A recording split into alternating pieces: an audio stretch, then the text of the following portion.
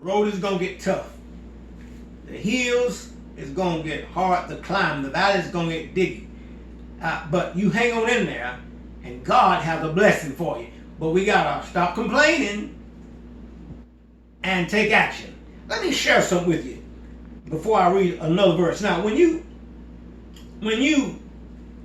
complain, this is what happens. When you complain, this is what happens.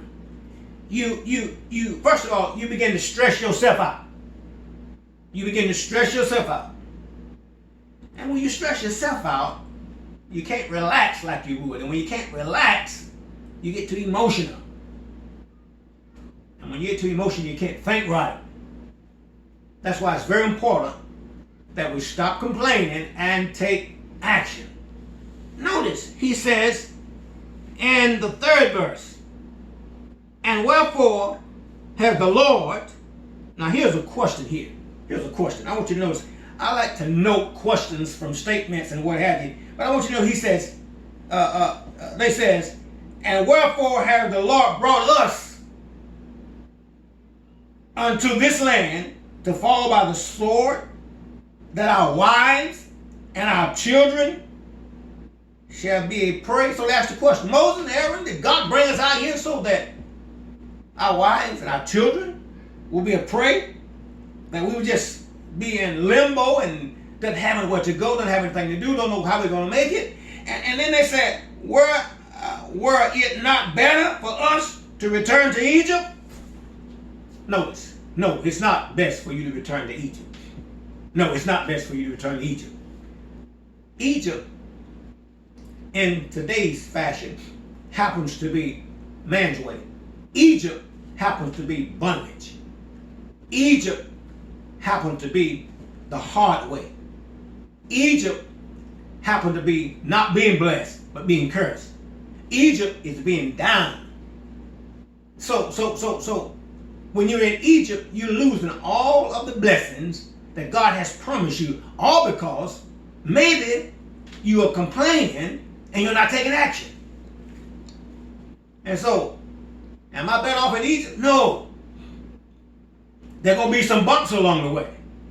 But I don't want to go back to Egypt. There was hardships in Egypt. In the Mach and the Mara in Egypt. There was fields in Egypt. No rest in Egypt. In bondage in Egypt. No freedom in Egypt. But in Jesus Christ and God, if I just keep pushing forward, and I won't have to look back and think about Egypt because I know God has something better for me. Now, in order to get there, I must stop complaining and take action. And there's always something that we can find to complain about. See, things happen in a negative way when we complain. All right, now, when they said, were we better off in Egypt? Now, I want you to notice something. Would you rather be riding in mules and buggies or riding nice cars? Would you rather live in homes that doesn't have any air and heat? Or would you rather have homes that got air and heat? Would you love to go back to those old traditional ways where you was showing up in bondage and you was broke down and so forth and so on, and all of the blessing that God promised and has in store, and all we got to do is just stop complaining and take action. In other words, do what God said and do it the way God said do it. Now, when you complain, another thing happens is that you pick up bad habits. When you complain, you pick up bad habits. God don't want us to have bad habits. No, we begin to act like the enemy. We begin to do as the enemies do. So God won't want us to pick up bad habits. He wants us to pick up his ways.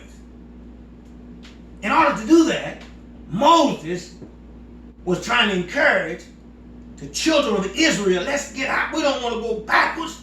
We want to go forward. There's a new day now. So, at 4th verse, and they said one to another, let us make a captain. Oh man, what are they talking about? Now notice now, and they said one to another, they done got so upset, they done got so discouraged. They done lost faith. They done lost everything that, that it took to get where they need to go. They done lost giving up. And when you complain, it'll cause you to give up. When you complain, it'll cause you to lose faith. Okay? So now, they began to say amongst themselves, they say, let us make a captain. You know what that saying? Now you got Moses, you got Aaron, so you got the two ministers there, you got the two leaders there, and Moses is the one in charge. But now you're saying to each other, let us forget about Moses, whom God has placed here, and let us forget about Aaron, who God put as his assistant, and let us get us a captain from among us. Oh, no. You finna mess up big time. No.